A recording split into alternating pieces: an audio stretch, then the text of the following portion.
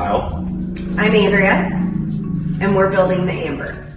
The best part of my experience so far has been picking out all the stuff. And Alana and Jeremy.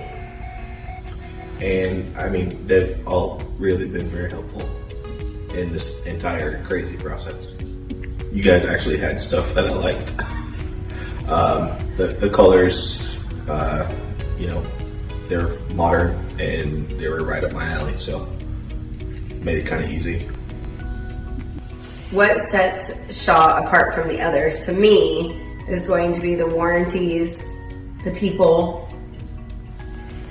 I would definitely say your guys' Shaw Homes incentives.